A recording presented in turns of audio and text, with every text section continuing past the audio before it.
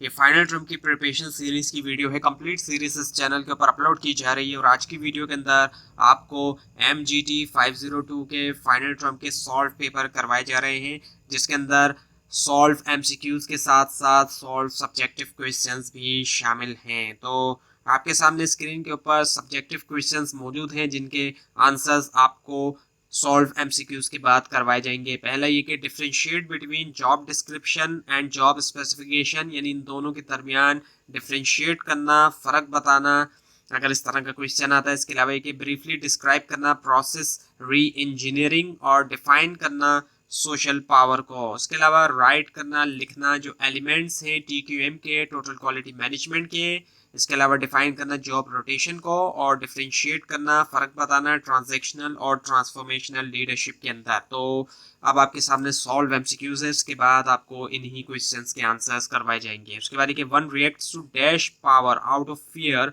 Of negative consequences if one fails to comply, यानी कि अब वो कौन सी पावर है जिसके अंदर फेयर होता है, डर होता है नेगेटिव कॉन्सिक्वेंसेस का, कि अगर कोई फेल हो जाता है, अगर फेल हो जाता है कंप्लाई करने में, तो उसको डर होता है कि जो नतीजे होंगे वो बुरे होंगे, इस चीज का डर है। तो वो कौन सी पावर है? वो है कोर्सिव पावर। कोर्सिव पावर के नतीजे में जो है वो डर पैदा होता है इंसान के जहन में। उसके बाद ये डिपेंडेंसी जो है वो इनवर्सली प्रोपोर्शनल है इनमें से किसी स्टेटमेंट के साथ, वो है the number of alternative sources of a particular resource. जितने ज्यादा नंबर ऑफ अल्टरनेटिव सोर्सेज होते हैं एक पर्टिकुलर सोर्स के, उतना ही डिपेंडेंसी इनवर्सली रिलेशन प्रोपोर्शनल करती है।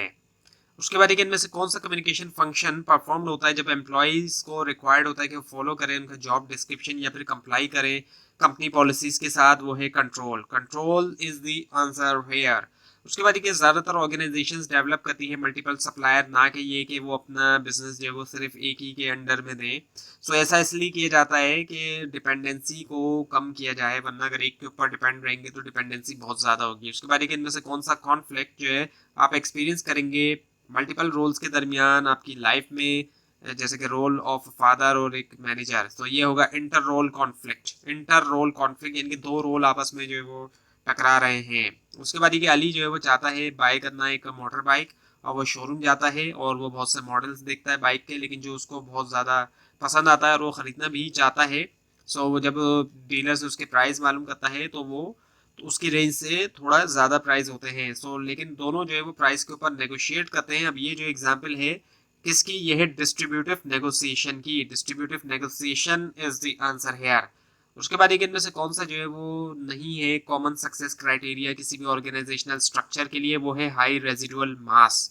High residual mass is the answer here. उसके बाद ये कि एक टॉल और सेंट्रलाइज हायरार्की ऑफ अथॉरिटी और जो टॉप डाउन कम्युनिकेशन और डिसीजन मेकिंग है, ये करेक्टराइज इनमें से कौन से ऑर्गेनाइजेशनल स्ट्रक्चर की? ये है मैकेनिस्टिक स्ट्रक्चर की। Mechanistic structure is the answer here.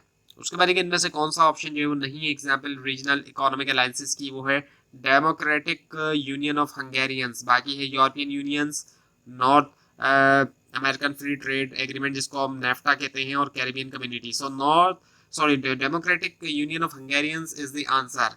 उसके बाद ये कि एक टेक्निकल स्पेशलिस्ट जो कि वर्क कर रहा है एक रेपुटेबल ऑर्गेनाइजेशन के साथ, अलाउ है कि कंटिन्यू करे कंट्रीब्यूट करना उसकी एक्सपर्टीज कंपनी के अंदर without having to become manager, यानी मैनेजर बने बगैर भी। सो उसकी वो जो रिकमेंडेशन देता है wide range of business areas में पार्टिसिपेट करना हाई लेवल डिसीजंस के अंदर और एक्ट करना एज अ मेंटोर जो है दूसरे एम्प्लॉयज के लिए, ये सिचुएशन जो है वो रिप्रेजेंट करती है इनमें से कौन से ऑप्शन को? ये है dual career path. Dual career path is the answer here. उसके बाद ये इंडिविजुअल करियर काउंसलिंग और जो इन्फॉर्मेशन सर्विसेज है ये हिस्सा है इनमें से कौन से करियर डेवलपमेंट फेज का? ये है direction phase. Direction phase is the answer here. उसके बाद ये रिस्पॉन्ड करना जो चेंजेस होती है इंटरनल या एक्सटर्नल एनवायरनमेंट में, वो कहलाया जाता है क्या? वो कहलाया जाता है रिएक्टिव। रिएक्टिव होना, रिस्पॉन्ड करना। उसके बाद इनमें से कौन सा जो है वो प्राइमरी फोर्स नहीं है चेंज करने के लिए ऑर्गेनाइजेशन में? वो है डिक्रीजिंग स्किल सेट।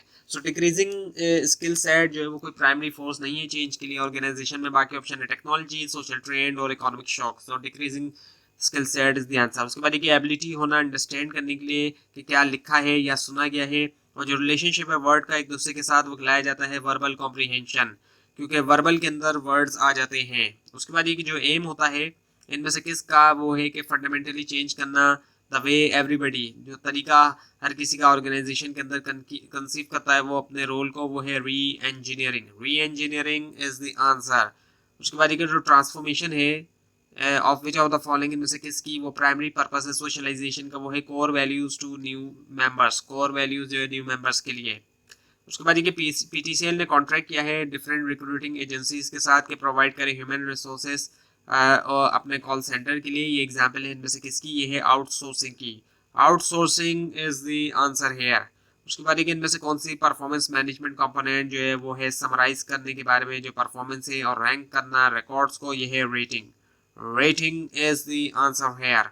उसके बाद इनमें से कौन सा सिस्टम जो है कंप्राइज करता है प्रोसेसेस और एक्टिविटीज जो कि इन्वॉल्व है परफॉर्मेंस अप्रेजल में, वो है performance management. Performance management is the answer here. उसके बाद ये job rotation, under study assignments, apprenticeship और फॉर्मल मेंटरिंग प्रोग्राम, ये एग्जांपल है इनमें से किसकी, वो है ऑन द जॉब ट्रेनिंग की। On the job training is the answer here. उसके बाद ये कि जो ग्राफिकल पोर्ट्रेट है two dimensional view leadership style का जो कि दिया है ब्लैक और मोटोन ने, वो जाना जाता है किसके तौर पे, मैनेजेरियल ग्रिड के तौर पे। उसके बाद एक मैन्युफैक्चरिंग ऑर्गेनाइजेशन के अंदर सुपरवाइजर और प्लांट मैनेजर का जो है इनमें से किस तरह की अथॉरिटी है, वो है line authority. Line authority is the answer here. अब है subjective part. So differentiate between job description and job specification. Differentiate करें जॉब डिस्क्रिप्शन और जॉब स्पेसिफिकेशन के दरमियान। सो जॉब डिस्क्रिप्शन क्या है, जॉब डिस्क्रिप्शन जो है वो एक डॉक्यूमेंट होता है जो कि प्रोवाइड करता है इन्फॉर्मेशन टास्क के बारे में, ड्यूटीज़ के बारे में, रिस्पॉन्सिबिलिटीज़ के बारे में, जो कि जॉब के अंदर है। यानी कि जॉब के अंदर जो भी टास्क हैं, ड्यूटीज़ हैं, रिस्पॉन्सिबिलिटीज़ हैं, वो जॉब डिस्क्रिप्शन बताएगा, डिस्क्राइब करता है ये। और job description takes on in even greater importance, बहुत ज़्यादा इंपॉर्टेंस है under the American Disabilities Act के साथ, क्योंकि जो डिस्क्रिप्शन होता है एसेंशियल जॉब फंक्शन का वो क्रिटिकल हो सकता है डिफेंस के लिए रीजनेबल एकोमोडेशन के हवाले से। और जॉब स्पेसिफिकेशन की बात करें सो जो मिनिमम एक्सेप्टेबल क्वालिफिकेशन एक पर्सन के पास होनी चाहिए परफॉर्म करने के लिए, वो जॉब स्पेसिफिकेशन के अंदर होती है कि कोई भी मिनिमम क्वालिफिकेशन है जैसे कि ग्रेजुएशन रिक्वायर्ड है या मास्टर रिक्वायर्ड है, सो वो जो है जॉब स्पेसिफिकेशन के अंदर होगी, जो भी मिनिमम एक्सेप्टेबल क्वालिफिकेशन होगी। और कुछ आइटम्स जैसे कि अक्सर शामिल होते हैं रिक्वायरमेंट के लिए, जैसे कि एजुकेशन के लिए, इसके अलावा एक्सपीरियंस, पर्सनैलिटी होना और फिजिकल एबिलिटीज़ वगैरह भी आ जाती हैं। सो कुछ आइटम्स जो अक्सर शामिल होते हैं उनमें रिक्वायरमेंट फॉर एजुकेशन की कितनी एजुकेशन रिक्वायर्ड है, इसके अलावा एक्सपीरियंस कितना है, फ्रेश भी अप्लाई कर सकते हैं या नहीं, या फिर कितने ईयर्स का एक्सपीरियंस है, पर्सनैलिटी कैसी होनी चाहिए, कम्युनिकेशन स्किल्स मांगते हैं कई जॉब्स में, और फिजिकल एबिलिटीज़ की भी रिक्वायरमेंट जो है वो कुछ जगह पे आती है। उसके बाद ये कि ब्रीफली डिस्क्राइब करें प्रोसेस री इंजीनियरिंग को। सो प्रोसेस री इंजीनियरिंग को जो है वो डिस्क्राइब किया जाता है एज कंसिडर करना कि how things would be done, कैसे चीज़ें होंगी if you would start all over from scratch, यानी कि अगर आप स्क्रैच से बिल्कुल शुरू से शुरुआत करते हैं। सो ये आता है process, it comes from the process of taking apart an electronic product and design a better version. Apart कर देना एक इलेक्ट्रॉनिक प्रोडक्ट को और उसका बेटर वर्जन डिज़ाइन करना। और माइकल हैमर ने क्वाइन किया टर्म जैसे कि अप्लाइड किया ऑर्गेनाइजेशन को। सो री इंजीनियरिंग का मतलब क्या होता है कि मैनेजमेंट को जो है वो स्टार्ट करना चाहिए एक क्लीन शीट ऑफ पेपर से, यानी कि बिल्कुल न्यू से। सो री थिंकिंग और री डिज़ाइनिंग जो है वो प्रोसेसेस होते हैं जिसके से ऑर्गेनाइजेशन क्रिएट करती है वैल्यू और करती है वर्क। सो रिड करना खुद को ऑपरेशन से जो कि बन चुका है एंटिकेटेड जो है कंप्यूटर एज में। उसके बाद ये कि डिफाइन करें सोशल पावर। सो सोशल पावर क्या होती है, एबिलिटी होना, चीज़ें हो जाना ह्यूमन के साथ, इंफॉर्मेशनल और जो मटेरियल रिसोर्सेज है इनके साथ।